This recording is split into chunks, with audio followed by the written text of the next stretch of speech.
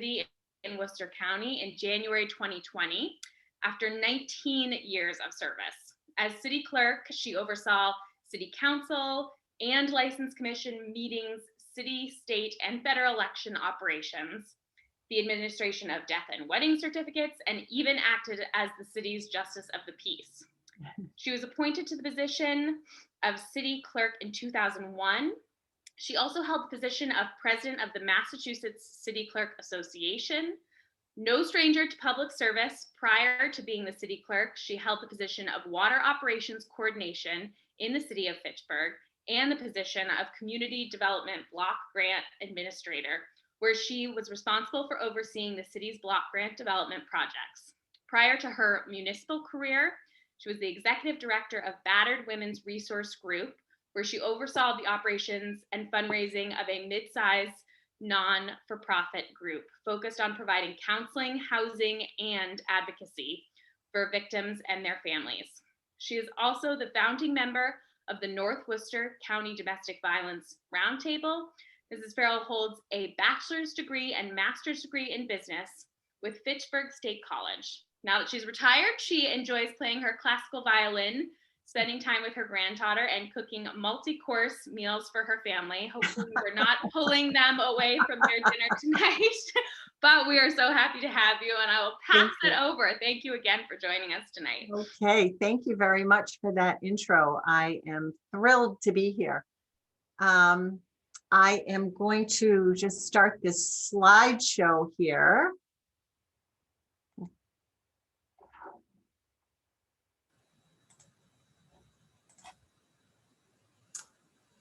All right, can everybody see that? Yep. Perfect. Okay. Great. Okay, great. And you can't see me anymore, right? Correct. Okay.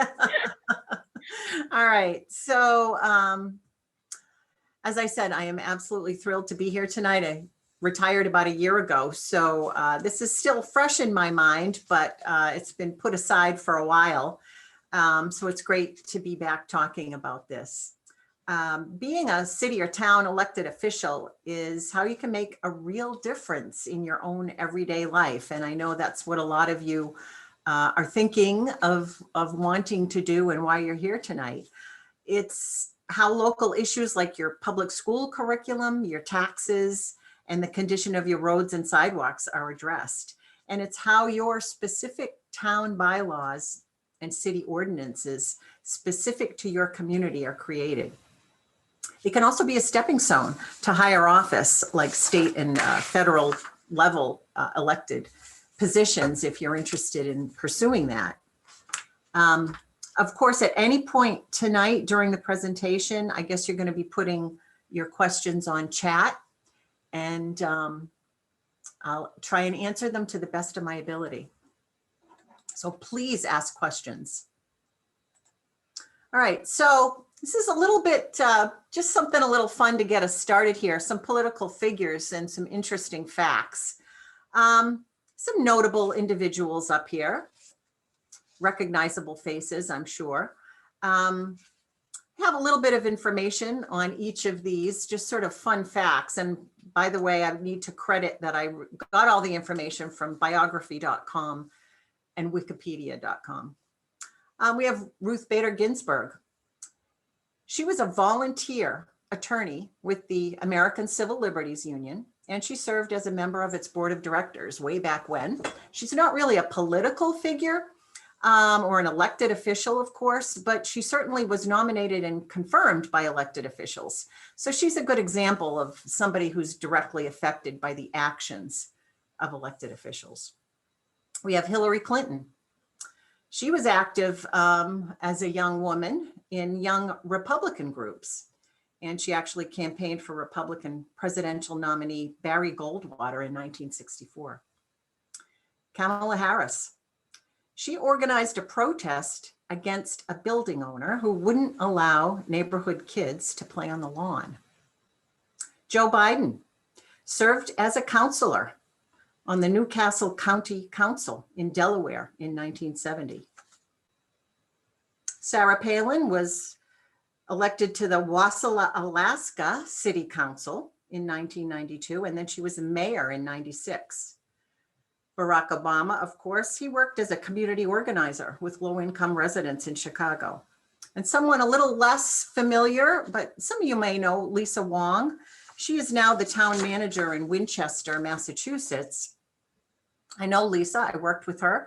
She began working for the city of Fitchburg in 2001 and ran for elected office in 2007. She ran for mayor and she won.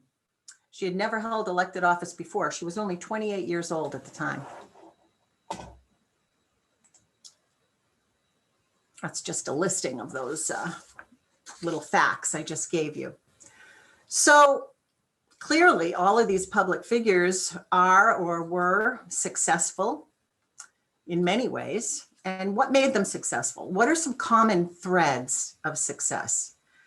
Well, first of all, pursuing what you're good at doing, following your interests and your passions. For example, we looked at Kamala Harris, who organized a protest against a building owner who wouldn't allow the neighborhood kids to play. I would say that Vice President Harris is known for being pretty good at recognizing wrongs in society and making moves to address them. I didn't research whether or not that protest had a successful outcome. I would guess that it did. But even if it didn't, she was passionate about it and she went after it. She started with an issue that was very local, and we all know where she is today. Another common thread is involvement, seeking out groups with similar interests. We looked at Hillary Clinton. She was active in young Republican groups. Of course, she later changed her political affiliation to Democrat, but the point is, she was interested in politics, and so she sought out groups whose purpose was to support and elect party candidates. She got involved, she met people with similar interests, and she started making a name for herself. We have volunteerism. This could be one of the most important, in my opinion. We looked at Ruth Bader Ginsburg. She was a volunteer attorney with the ACLU, and she served as a member of its board. There are countless opportunities for volunteerism out there, which can provide you with a wealth of knowledge and public exposure. And you can put it all on your fact sheet when it comes time to campaign for political office. Then, of course, there's education, both formal and experiential. You're all well-educated women with diplomas of all kinds, and that speaks volumes about your ability to commit and follow through. But experiential learning is just as important. There's just a lot of stuff you can't learn in a classroom.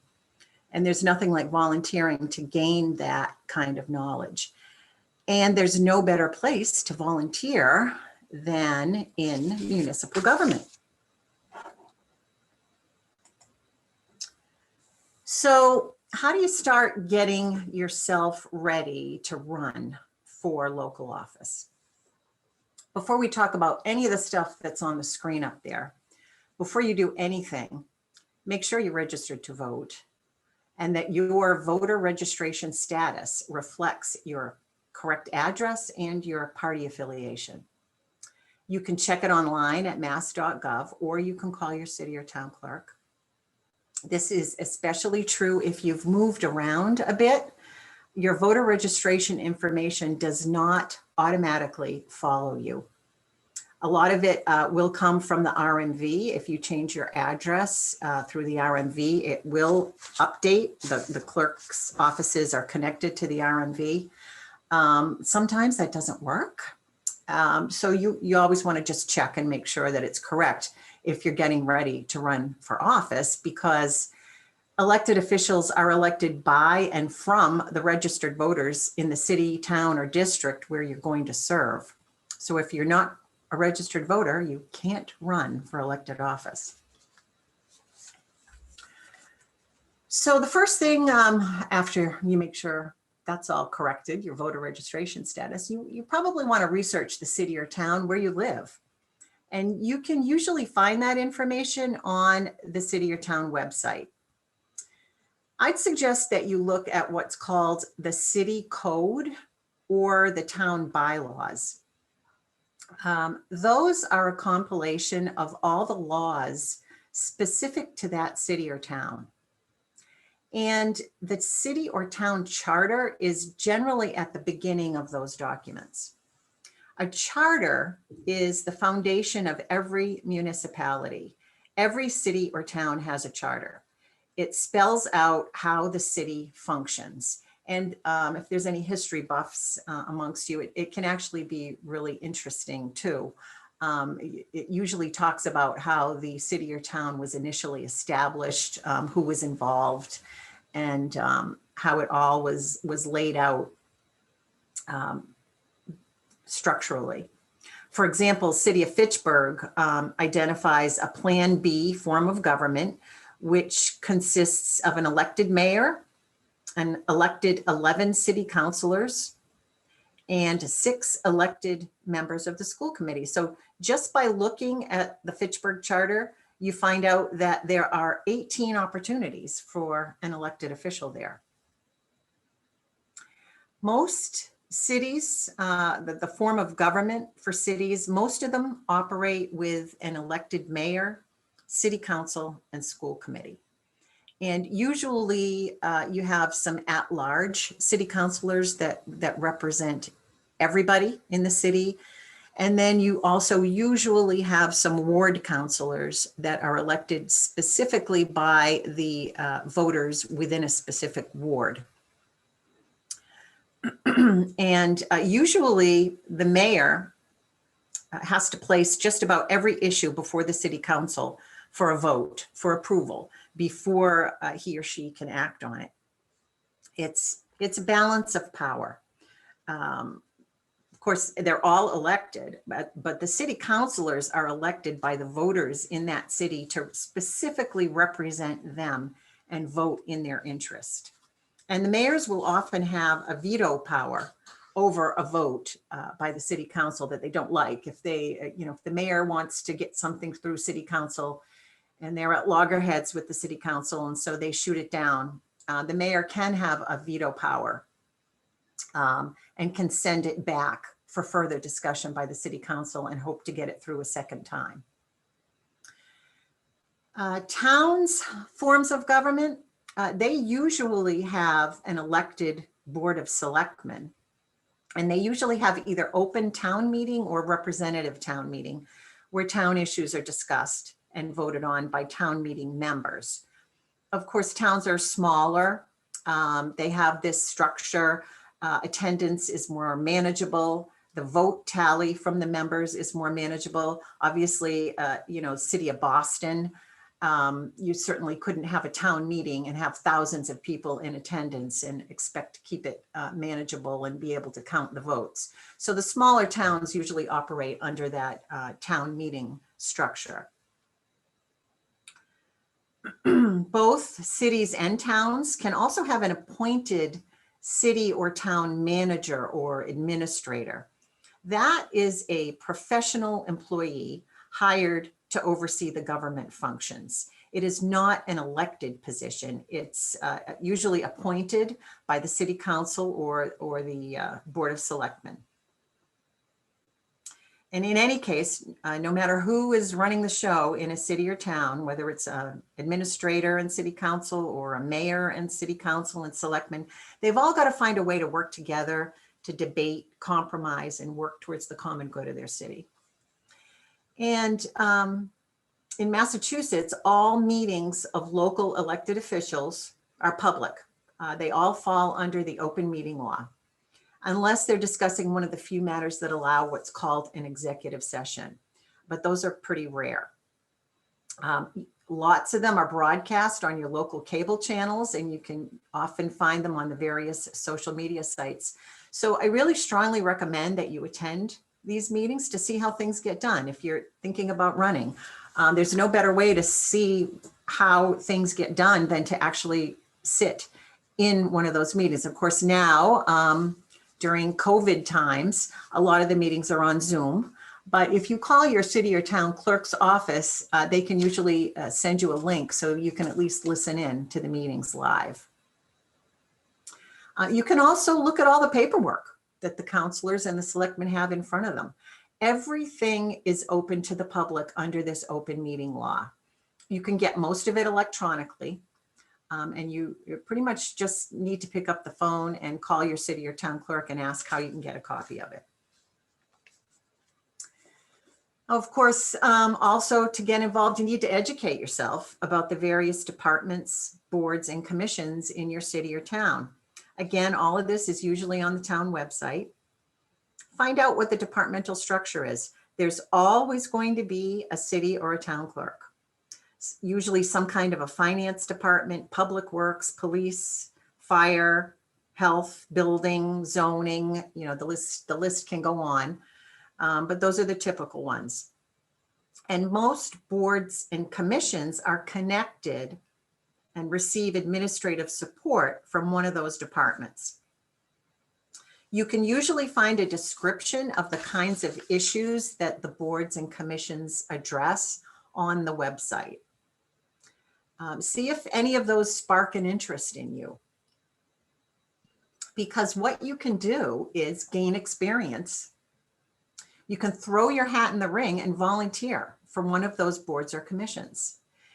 You can start there with building a framework for running for office in your town or city. Not only will you have some really eye-opening experiences probably, and you're going to gain a lot of knowledge on the real nitty-gritty of how things really get done in local government. You're also going to get a taste of the commitment it takes to serve as a local official. If you have an interest, energy, and ambition, you can be a candidate to serve on a board or commission. Most of the seats are appointed by the administration. So you don't have to run for office. It's really just filling out an application, going in and talking to them. And there are usually vacancies in these boards and commissions. A lot of the seats go unfilled. They often have a hard time finding people who are interested in serving on the boards and commissions, and they're really important. You don't have to be an expert. Some you do, and we can talk about some of the different boards and commissions in a minute, but a lot of them, you just need to have a real interest and want to give back something to your community and get involved.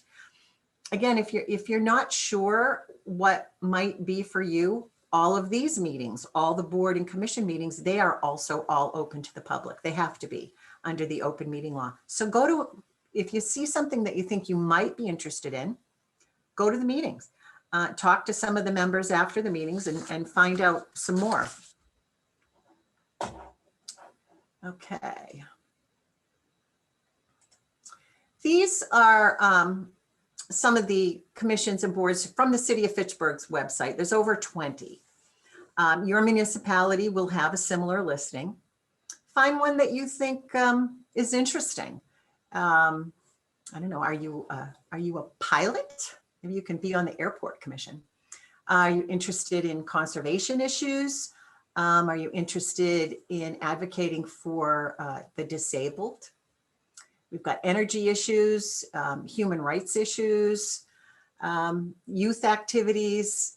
There's the Board of Health, Council on Aging. Do you have a particular interest in the elderly? Do you want to make sure that your senior center is operating correctly? There's a lot of different opportunities. Can you run for elected office without first serving on a board? Of course you can. But I've seen through my 25 years in municipal government that the best and most successful candidates have had some former involvement and some basic knowledge about their government structure. If you think about it, who would you be more likely to vote for? Someone with no experience with or knowledge of or proven commitment to your town, or someone who does? I've seen some really highly educated, very personable people running for office, but nobody knew them and they lost. You need to make yourself electable. It's all about networking on whatever level you're running in. Presumably right now you're thinking about local office. There's really no job description per se for a Board of Selectmen or a city councilor or a mayor or a school committee. You sort of have to learn on the job. And the vetting process, the job interview that you might be most familiar with working as professional women, the reference checks, of course, that's handled very differently. That's basically your job interview is the electorate, those who are going to vote for you. You have to take steps to make yourself electable. You have to be approachable, involved, and connected, and you get yourself out there and let people see you, see what you're all about.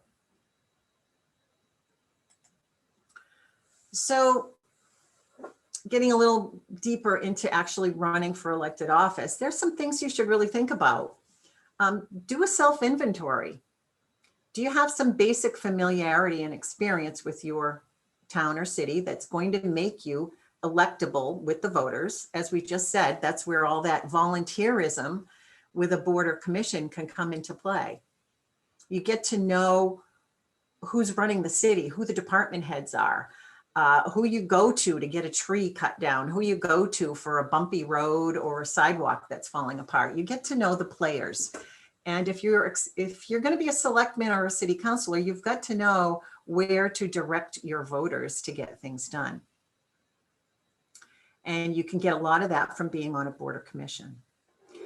Now, this is a big one. Do you have the time in your life to devote to an elected office? It's not a full-time job. Many receive a stipend. Some are not paid at all. You'll very likely still need to continue with your career. You will receive hundreds of emails and phone calls from your constituents, mostly complaints, a few compliments, but mostly complaints. There will be all kinds of issues like the tax rate, bumpy roads, dead trees, barking dogs, noisy neighbors, parking problems, you name it. And you're going to be expected to answer them and help them find a resolution to their complaint. If you don't, or you can't call them back, likely you won't get reelected if you're lucky enough to get in the first time. Do you have the money and time to spend on a campaign? Most candidates fund at least some of their expenses out of their own pocket. You'll probably need signs, flyers, advertising, things like that to get the word out that you're running for office. You can create a committee to elect and fundraise, but you're going to need to garner a lot of help, a lot of people to help you out with that. And how will you respond to public notoriety and criticism? You're going to be expected to attend public events. No more running to the grocery store in your sweatpants without being willing to stop and chat with one or more constituents in the vegetable aisle. Your life is really going to be on public view from that point forward. And you need to talk to your family. Will they support you with all of the above?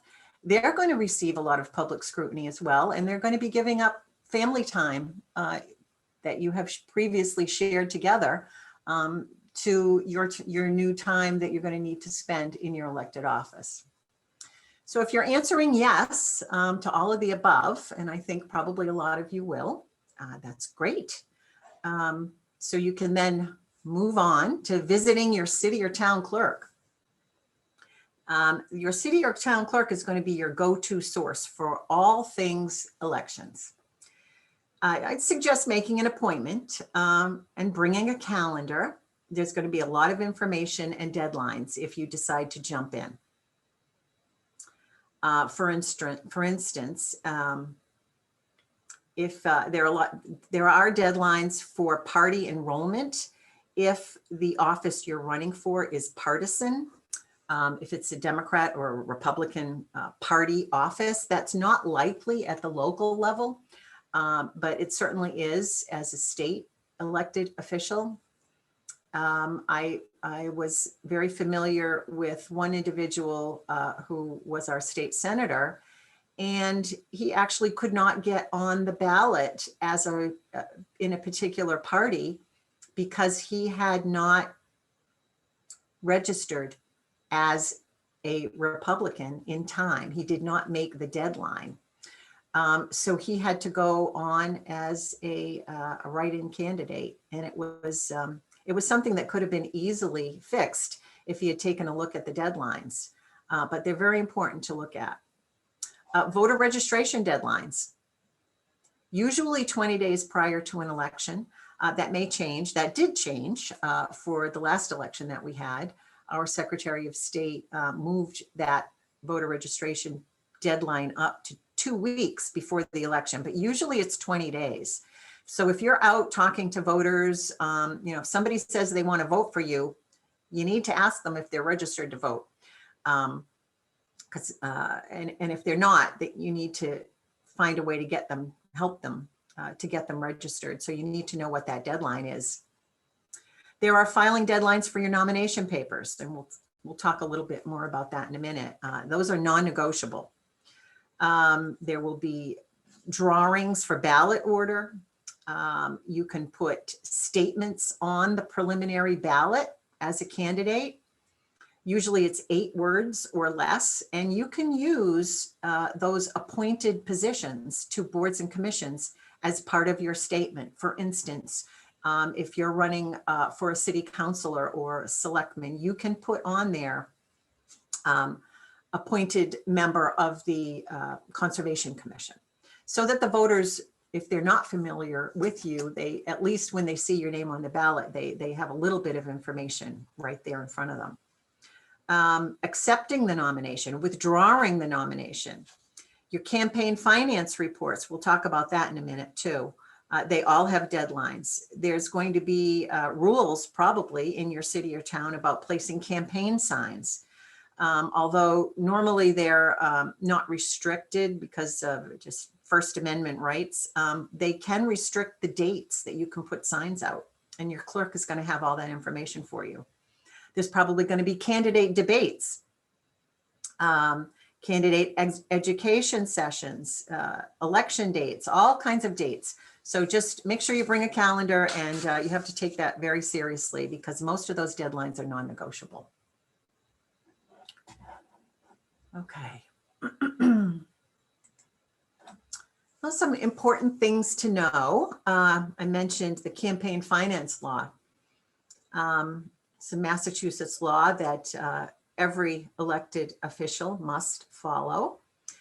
This topic is a half day or full day presentation just on its own. So I'm just going to really touch very, very briefly on this. But many city and town clerks will host candidate trainings on campaign finance law. The staff of the Office of Campaign and Political Finance in Boston will often come out and do trainings. They also offer them, at least they used to before COVID times. They may be doing them by Zoom now. They were offering trainings for candidates regularly a few times a month. If you have the opportunity to attend one of those, I strongly recommend that you do attend it. Because as Mike Sullivan says, and Mike Sullivan is the director of the Office of Campaign and Political Finance, he always says, my name and your name in the same newspaper article is never good. You want to make sure that never happens. So you want to make sure you're doing everything that you're supposed to do. And really, they want to help you. They don't want to see anybody get in trouble with campaign finance laws, and neither does your city or town clerk.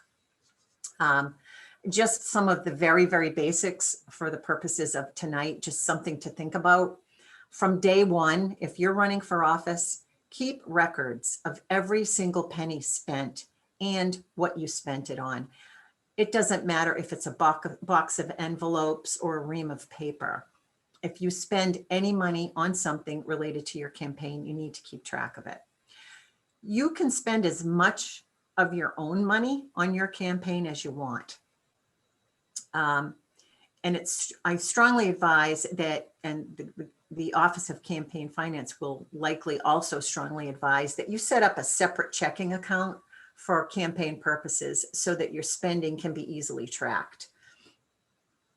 And you would contact the DOR before going down to your bank to get a tax number for that account.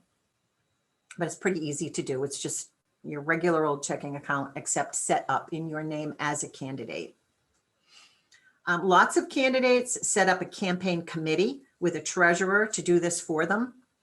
And if you do, your clerk will have the paperwork to set up that committee. You have to name the people that are on the committee. If you're a public employee, if you were already work for municipal, state, or federal government, you have to have a committee to handle the finances for you. You cannot handle your own finances related to an election campaign, nor can your treasurer be a public employee. So just keep that in mind. You can accept donations from individuals, but there are statutory limits on how much one person can donate.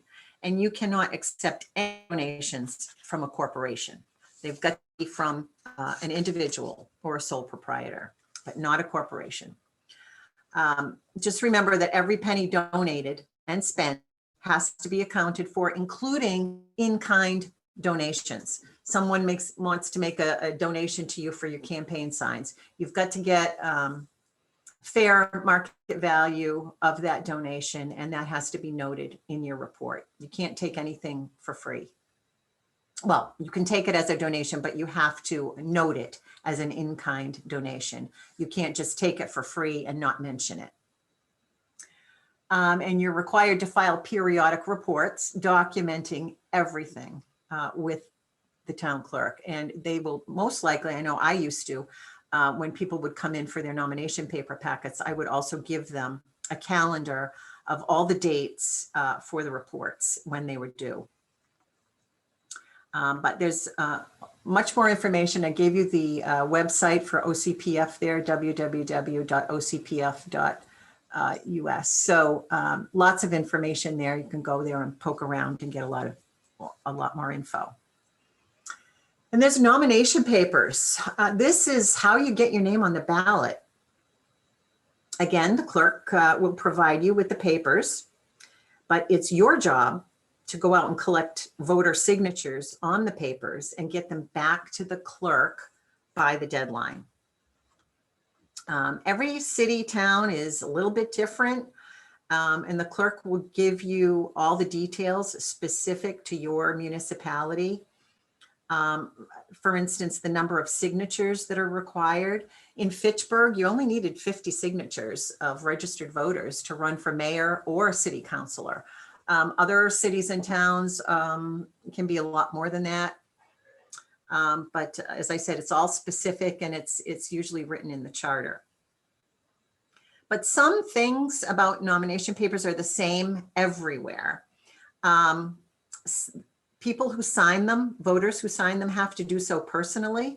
Nobody can sign for someone else. So if you see like the same handwriting going down the paper with 10 different names, but they're all written in the same handwriting, that's a little suspect. The clerk will still certify them as a qualified signature, but your opponent can come in and look at these papers. And that would be pretty fishy for me. If I opponent saw that on somebody's nomination paper, I would object to that and I would challenge it. And you could possibly lose your spot on the ballot if the challenge was upheld. If it was in fact proven that, you know, one person wrote in a whole bunch of people's names on your nomination papers to get you up to the minimum number of signatures. So you want to make sure that everybody signs personally. When they sign, they have to be registered to vote in the district that you're running in. You have to be able to read them. You'd be amazed at some of the signatures we had to try to decipher. It's okay if people have really crazy handwriting. It's okay if they print their name directly above so the clerk can look it up and make sure that they are who they say they are. You've got to file them by the deadline. One thing a couple of things actually, I strongly recommend. If, for instance, you've got 50 signatures necessary to be nominated to appear on the ballot, don't come in with 50 signatures. Come in with at least 60. because some people will tell you that they're registered to vote, or they're registered to vote in your ward or town, and they're not. And you get that name into the city or town clerk, and they can't certify that signature because they can't find them in the voter database. So give yourself a little wiggle room. You don't want to miss the nomination by one signature. And also file your papers at least a few days before the deadline. That way, if you don't have enough qualified signatures, you have time to go out and get more. If you bring them in at the final hour on deadline day and you're short by one signature, you're out of luck, because the deadlines for filing these nomination papers are non-negotiable. And keep them organized and clean. You know, we've seen them come in with coffee stains, with scribble marks. The kids got a hold of them with crayons. We even had some come in with blood on them. That was really awful. You know, you don't want to do that to your city or town clerk. So just keep them organized and clean, so that they can quickly verify your signatures and let you know whether or not you're on the ballot. Generally, if there are more than twice the number of candidates certified for one seat, all the nominated names are placed on what's called a preliminary ballot, also known as a primary ballot. During a state election, it's called a primary because it's partisan. You have the Democratic primary, you have the Republican primary, the Libertarian primary. At the local level, it's generally not partisan, and it's called a preliminary ballot. So if there's more than twice the number of candidates for any seat, that forces a preliminary. And what that does is whittle down the number of candidates to no more than 2 per seat. And then those 2 candidates advance to the November general election. For an example, you've got 1 mayoral seat. Obviously, there can only be 1 mayor, but 5 people take out papers. All of them are certified. So all 5 candidates appear on a preliminary ballot in September, and then the 2 highest vote getters advance to the November ballot.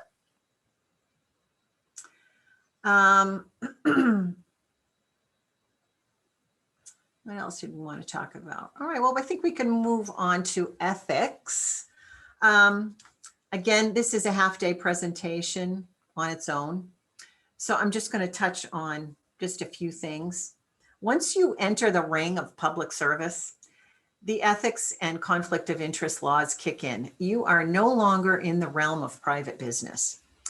You are under public scrutiny with all these different laws that govern your behavior. It's not really an issue while you're merely running for office, but once you're elected, it immediately kicks in. So you need to be aware of it before starting down the road. I strongly recommend that you visit the website of the Mass State Ethics Commission. They have an ethics test right on their website. And once you're elected, you're going to be required to take it anyway. So it's good to just get on there and take it so you know what kinds of things they're going to be talking about, what kinds of things you can and cannot do as an elected official. For instance, you cannot accept a gift valued at greater than $50. You cannot misuse your position to obtain a privilege someone else could not. For instance, if you own a construction company as your primary employment, while you're a city councilor, you cannot circumvent the public bidding process and pressure the town to award your company the job of even doing a simple repair at town hall. You can't ever disclose confidential information gained while serving in office. You can't take a job that conflicts with the duties of your elected position. For instance, if you're an elected member to a town finance board, you cannot take a job with an auditing company that inspects the finances of your town, because that would clearly be a conflict. I was looking on the Ethics Commission website actually just last night. These are some examples. I took them verbatim right from their website. These were some rulings that came down on some ethics complaints. A selectman running for re-election could not hold a campaign event in town hall unless the town has a policy that allows anybody to hold political events in the public building. They ruled that a police officer could not hold a sign supporting a political candidate while on duty or in uniform. And an employee of a state office could not use an office computer or state work time to produce campaign literature for a political candidate. And as an elected official, you can be fined for violations. The good thing is, just like the Office of Campaign and Political Finance, nobody's out to get you. Everybody wants you to succeed and everybody wants you to follow the rules. The staff are very approachable. If you have a question, you can simply call or email them. They always have a lawyer of the day available, and they actually do call you back. They actually do respond to your emails, and they will only provide opinions to you on matters pertaining to you. You can't call and say, Anna Farrell is doing something that I think is a little fishy and I want you to look into that. Is she supposed to be doing this or is she supposed to be doing that? They won't talk to you about me. They will only talk to you about you. You can call and ask them, can I do this or can I do that? And they will give you an opinion on that. And they usually do it in a very timely fashion too. One thing that I want to talk about, which actually I didn't have a slide for, I want to talk a little bit about campaigns, because clearly if you're going to be running for elected office, you're going to have some kind of a campaign. And just very, very briefly, I mean, we could spend a lot of time talking about what's a good campaign, how to run a good campaign. But if you're going to do this, you probably want to think about what your three major issues are going to be. Your platform, I guess is what you would call it. Whether it's roads, public safety, really anything that is sort of a hot button issue in your city or town. It's got to be something that's going to resonate with the voters. Because if you have some kind of a platform issue that really nobody cares about, then nobody cares about it. And they're probably not going to look to you to give you their vote. You've got to strike something near and dear to that voter's heart to get them to look at you as a very viable candidate, to make yourself electable that we talked about earlier. You're probably going to want to do mailings, at least 2 of them. And the first one would probably be an introduction of yourself. If you're new to politics in your city or town, you may not be very well known, or you may be well known, but you're certainly probably not well known to everybody. So you want to give an introduction of yourself. You certainly want to have a photograph of yourself on there. You want to talk a little bit about your background and your resume. That's basically what this is. You know how I mentioned a little earlier that, like, if you were going for a job, that whole interview process, that vetting process that you would normally go through with an interview committee, that is now the electorate. You've got to get the people who are going to vote to look at you and to see if you are the person that they want to vote for. The second mailing that you would want to do, that's where you talk about your platform. And you don't have to come up with these platform issues all by yourself, although you may have some issues that you're really passionate about, and no matter what, that's going to be one of your platform issues, and that is fantastic. You've got to be passionate yourself, but you also want to talk to the voters and see what is important to them. If you're seeing a common thread in every neighborhood that you go in, that you talk to people in, and they're saying that, you know, I want some kind of a law about, I don't want to see any purple roofs in my city. That's it. I want a law on purple roofs. And everybody is talking about purple roofs. They just don't like purple roofs. Well, it's probably a good idea that you put something about purple roofs in your platform, because again, you can't do a darn thing if you don't get elected. You've got to get yourself elected. But you've also, and I'm making fun a little bit here, but just to make the point, you've got to be passionate about it, and you're probably going to be passionate about the same things as your neighbors. So you want to talk to them and see what's important to them as well. You also want to talk about your endorsements.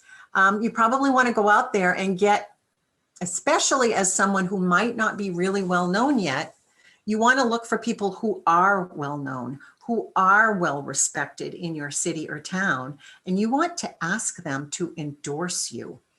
And when you get those endorsements, you want to plaster those everywhere. You want to talk about them in your mailings. The former mayor, my state representative, my state senator has endorsed me. You want people to know that. And your achievements. What have you done? Again, you could talk about your volunteer work on a board or a commission. You can talk about your professional achievements, what your expertise is. You've got to get people to know you. You're probably also going to need a team. It is not easy to run a campaign. I don't think it's even possible to run a campaign by yourself. There's just not enough hours in the day, particularly as professional women who are working. You just can't do it. You need a team of people, preferably at least a couple of people on that team who have some political experience. You're going to have to organize signs, standouts. You're going to have to get somebody to do those mailings, somebody to prep you when the debates come up. There are usually candidate debates. You want to know what the hot issues are in your city or town, because those are probably the questions they're going to throw at you in the debate. And, you can have some people doing some of the legwork for you, getting some information for you. What's really important is phone calls, making phone calls to voters, get out the vote, and not these robocalls that drive people crazy. I know when I get a robocall, I just hang up. But a real person on the line, it really can go a long way. People like that. People appreciate that. People say, wow, I've got a real person on the other end of the line here talking to me about so-and-so that wants to run for elected office.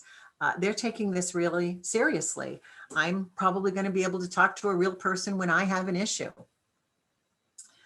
Also, walkabouts. People need to have an opportunity to know you as a real person, not just a picture on your mailing, although that is very important. They want to talk to you. They want you to see their dog. They want you to walk up their front path and see the flowers in the garden and comment on that. And before you start talking to them about issues, people love that. And sometimes people who don't know either candidate on a ballot will say, I voted for her because she came to my house. She took the time to knock on my door and talk to me and ask me what was important to me, what I wanted to see changed in my town. She took the time to do that, so I'm going to vote for her. So that's really important. So that's really all I'm going to say about campaigns right now. But it's important. I guess the last thing I would want to leave you with on campaigns is to assemble a good team to help you, because it's multifaceted. All right, so you won, hooray. You're an elected official, congratulations. Now what? Well, you're going to receive an official certificate of election from the clerk. You'll be officially sworn in.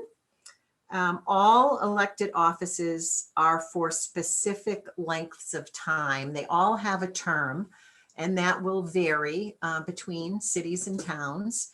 In Fitchburg, we have 2-year terms for mayor and councilor, and school committee are 4-year staggered terms. So 2-year terms can be tough because about halfway through, just when you feel like you're knowing what you're doing, it's taken you a year probably to really get in the swing of things. You're going to have to start about running a re-election campaign.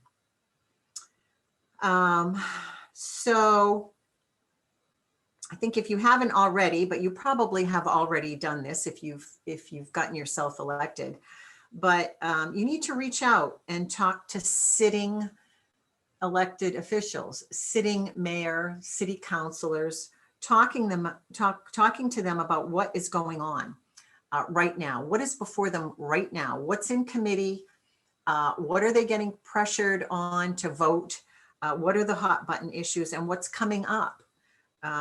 What are the things that you're going to be faced with when you take office and they leave? Ask the clerk if there's going to be an orientation for new counselors. There usually is.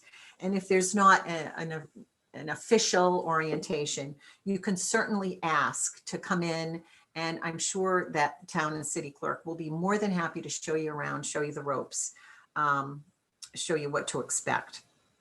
Also, ask about workshops for newly elected officials that are put on by some of the state agencies. The Department of Revenue always runs a seminar every year, or sometimes just in the years when municipal and town elections are held, on municipal finance, because that is going to be one of your key roles, is voting on the budget to run your city or town. And the Department of Revenue wants you to know all of the rules that you need to follow. So they put on full day workshops that are really good to attend. Also, the Ethics Commission usually runs workshops, and the City and Town Solicitors Association runs some great workshops. And as an elected official, you can go to those. Also, open meeting law, really important. As I had said, you're coming out of private industry into the public realm, and everything that you do, with rare exception, has to happen in public. You can't have meetings of a quorum of your body without posting a meeting notice and telling in that notice what you're going to be talking about. You have to have minutes of that meeting, and they have to be public. So everything you do, every conversation you have with a quorum of your elected body has to be done in the public. So they do run the Attorney General's office is a wonderful resource for the open meeting law. And again, people are not out to get you. They want to help you. They want to help you follow the rules. So I would strongly suggest that you take a look at those. So you remember at the very beginning of the presentation, I had those facts that might have seemed a little elementary to some of you, but the reason I had them there in the beginning, remember we talked about President Biden. He started out as a county councilor, and former President Obama started out as a community organizer. Nobody starts out at the top. It's a journey. We all start out pursuing our dreams, getting an education, and then jumping into volunteering and working at things that interest us. My best advice is to remember where you came from, have respect for everyone, and the rest will follow. I hope at least a few of you feel inspired enough to throw your hat in the ring for elected office at some point. And don't be intimidated. Everybody that sits there, they all started out just like you. So that's all I have tonight. And I'll be happy to answer some questions. Fantastic. Thank you so much. I mean, I can't tell you how much I learned, and I'm sure the rest of us learned. It was really, really inspiring. Great talk. Now, I know we do have some questions in the chat. Okay, great. Wants to unmute themselves and ask their question directly. I'll just go down the line. Rachel, I think you have one of the first questions if you want to unmute yourself and ask that. Otherwise, I can ask it for you. Hi, can you hear me all right? Yes, I can. Hi, thank you very much for that talk. really appreciated the, very clear points, and yeah, it was really interesting to hear. Great. And my question is, how did you form your first campaign committee? You talked about the importance of having people on your campaign committee that have done it before, even if you haven't. How did you find that team or individuals to help you get elected? Great question. And actually, I have not run for elected office. I worked in municipal government for 25 years. The last 19, I was city clerk. So I was on the other side of elections. I was running the elections. I have never held elected office myself. However, I did very recently chair a campaign for someone who was running for a state office. And it was a wonderful experience, and it was a lot of fun being on the other side. It was a lot more fun helping somebody run for office than running the election. So how did they find you? How did they find me? yourself in that position? They knew that I had been a city clerk. They knew that I knew every in and out of the election process that you can think of. And I knew a lot of the players in the city. And I had known this person for decades. This person had also been a family friend for decades. So he trusted me, and he felt that my professional experience would be a great asset for his campaign. So I guess those are two things. The most important would be trust. You need to get people that you trust implicitly. You're going to be spending a lot of money on a campaign. It's going to be exhausting. And it can get kind of emotional. You try not to let it get personal. You always want to run a clean campaign. You don't want to get into mudslinging and bad mouthing your opponent. So you've got to trust the people that are on your campaign, that they're not going to do that kind of thing either, that they are going to give you good guidance. So, trusted friends that you've known for a long time, that you respect. You want people that may know the political climate in your city or town. Look perhaps for people who were a select person or who were a city councilor, who have now stepped down, might be retired. People who know or who have the ability to learn the laws pertaining to campaign finance, because you're going to have to file a lot of reports. So the person that you put in charge of your campaign finances, you want them to be good with that kind of stuff. You want them to be outgoing people who don't have a problem picking up the phone and calling one of the state offices for questions. So I think you start with your closest circle of trusted friends and family members too. A lot of people have their family members on their campaign. You really can't do this without your family's support. Put one of your family members in charge of setting up the sign standouts, holding signs. Put them in charge of that. That's a big piece. It sounds small, but believe me, when you're trying to get a hold of 6 or 7 people on a rainy night when it's 22 degrees, and you say, come on, folks, we got to get out there and hold signs for an hour. You don't want to be making all those phone calls yourself. You want to have somebody doing that for you. You got to have somebody with a truck to put all the signs in to get there, to get everybody organized. I would say start with your inner circle family members and ask them for help as well. You'd be surprised how many people that know somebody who might want to do it, and they have a friend and they have a friend. And especially once you get the word out what your issues are, you start to get people to sign on who really believe in you and agree with what your platform is. Is that helpful? Very helpful. Thank you. You're welcome. Awesome. Great. All right. Amanda, looks like you have a question in the chat as well. If you want to unmute and ask that, or I can ask it for you. I'll give you a second. Yep, sorry, I'm in the middle of bath time, so Okay. that's why. No, That's okay. So I was just wondering, as city clerk, can you talk a little bit about what went into running an election for city residents, and what did that process look like? Well, it's a huge process. We'll be here. I asked that because my mother-in-law used to be select woman for the town of Sudbury. Oh, okay. Yeah, so I was Great. just curious to see kind of like what your experience, Well, we running an can- election looked like. We can talk until, 10 o'clock tomorrow morning on what it takes to run an election.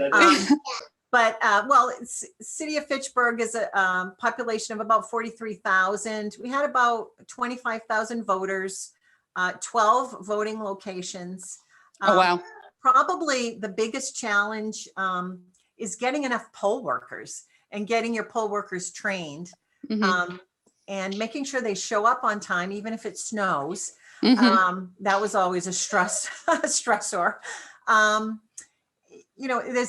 There's so much to running an election from the very beginning, issuing the nomination papers, getting the ballots prepared, making sure the ballots are correct, making sure you don't have spelling errors on your ballots, packaging everything up. There's a lot of physical labor that goes along with running elections.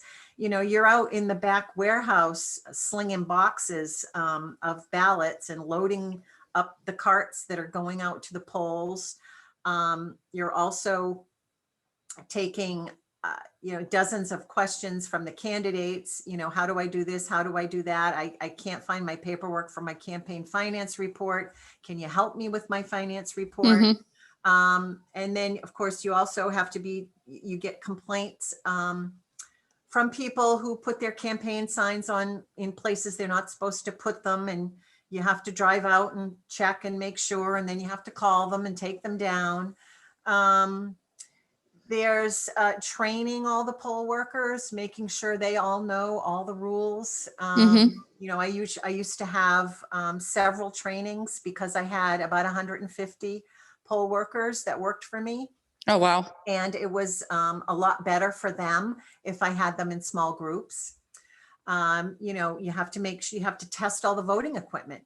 You've got 12 tabulators, and you have to run a test deck of ballots through every voting machine to make sure it's tabulating correctly. And if they're not tabulating correctly, then you've got to call the company and have them come out and do the repair. You've got to organize your police officers that are there. You got to have a constable or a police officer at every polling location. And then after you've gone through months of all of that, then there's election day itself, dealing with all of the voter complaints. I'm not on the voting list. Why am I not on the voting list? Well, you're not there because you didn't register to vote. People calling all day about that. And then at the end of the night, tallying up the results. Your poll workers are the ones that have to run that voting equipment and tally it all up. And then all the results come back to you, the clerk, and you do the final cumulative total at the end. And you have to report all of that to the Associated Press and the newspapers and the radios. And it's a long day. You've probably got up at 4:30 in the morning to meet the police officers so they could deliver everything to the polls. Polls close at 8 o'clock, and you're probably in your office until close to midnight. So it's a long day. And then the following day is cleanup time. All the voting lists have barcodes for every voter. Those all have to be scanned. You have to verify results and report all of those results. So, that's just a snowflake on the tip of the iceberg, but Sure. There's a lot that goes into it, but it's really rewarding when everything goes well. It's a lot of fun. You meet a lot of great people. It's wonderful to meet all the candidates. And of course, it's great to celebrate with them when they win, and really get to know them and help them learn how to do their jobs, because as clerk, I was also the clerk to the city council. So I had, it's like seeing somebody come through school. You meet them for the first time when they're green and they're just running for office and they don't really know what they're getting into. Mhm. And then you help them through all of that, and then they get elected, and then you coach them on what it takes to actually do their job, and you see them grow in that, and you become quite friendly with them professionally, and it's a great process, and it's a great career. Thanks, Anna. You're welcome. I have to say, this is just so inspiring, and all of those details alone, You got to the puzzle sound. hours. But knowing just everything that goes into this, I mean, it's just so grateful for your service and that you're willing to share it all with us tonight. I mean, this is the core of our democracy, so it's great to hear. I'm happy to be here. Another question here, Kirsten, do you want to unmute and Yep. Sure. Just wondered what kind of changes you're seeing during COVID, although I know you retired a year ago, so maybe that's not so relevant. But I know like electronic signatures have been allowed in elections over the last few months. And are you hearing anything about campaigning, how people are successfully doing it during the COVID era, like where door knocking might not be the most appealing thing to do? Yeah, campaigning was tough this year during COVID. People were very leery about going door to door, although they still did, but they just didn't really have the face-to-face contact and the handshaking that you normally see as a part of that. They were just sort of dropping flyers at front doors and things like that. Yeah, electronic signatures were allowed on nomination papers this year. That was sort of an 11th hour decision. Because some of the state and federal level candidates were having trouble getting enough signatures over their nomination papers. So they did allow that. I don't know if that will continue or not. We shall see. But things were very different. That's where the phone calls really came in this year. Certainly you could talk to people on the phone. Social media was huge. Getting your word out on social media, a lot of videos like on Facebook, on websites, doing testimonials, talking about the issues. That was huge this year. Normally you would have seen meet and greet situations, at people's homes. That's usually a big thing that happens. It becomes sort of a social scene, but there was none of that at all this year. It was very, very challenging. But yeah, social media as I mean, certainly a double-edged sword. But I don't know how people could have really gotten the word out without it this year. So it was very challenging, and we shall see in the coming year if that continues. Zoom meetings, I mean, that's how all city and town business is getting done now. All of their meetings are by Zoom. So I'm sure that will stick around now that everybody's gotten good at it. So yeah, it was very different for sure. I don't know if did that answer your question? Yeah, that was great. Thank you. Okay, you're welcome. Now, I don't think I see any other questions in the chat, but please unmute yourself if I'm missing, or Shannon chime in. But feel free to drop anything in these last minutes here. One question I quickly just have is in terms of, we see this toxic partisanship in the federal level. Do you find that in this local level that there is just a lot more reaching across the aisle? Do you think it's trickling down to the local level, or do you feel like there's just always a place, to meet in the middle here? Well, I would hope that there's always a place to meet in the middle. And certainly that's what everyone strives for. There certainly is some trickle down. this is certainly a blue state, and it is, it can be difficult for anyone not registered in the Democratic Party to win a seat. There is always that. No matter how good a candidate you are, how well you resonate with the voters, the letter that comes after your name, whether it be D or R, is something that people do look at, certainly, particularly this year, because things have been so contentious. And I don't even want to go down that road. But just suffice it to say that, yeah, absolutely, I think there is trickle down from the federal level to the state and even to the local, even though the local elections are not partisan per se. That certainly is a factor, I think, from the electorate. Absolutely. Yeah, that's good to know. Yeah. Great. Okay. Well, unless anybody has any last minute questions, I just want to thank you so much for your time tonight. I can't believe how much I've learned in just You're welcome. an hour and 15 minutes. And for all of you attending tonight, thank you so much for being here with us. Thank you for your time. And I want to hear all about your stories. So if you're inspired tonight and you join a board or a commission, keep us in the loop and absolutely follow the salon series. I think Jen mentioned Lisa Wong is actually going to be one of our speakers, one of the examples that was given earlier tonight. So watch out for her. And we have some other amazing speakers that I can't release yet, but we will be releasing in the next coming days. So watch out for that.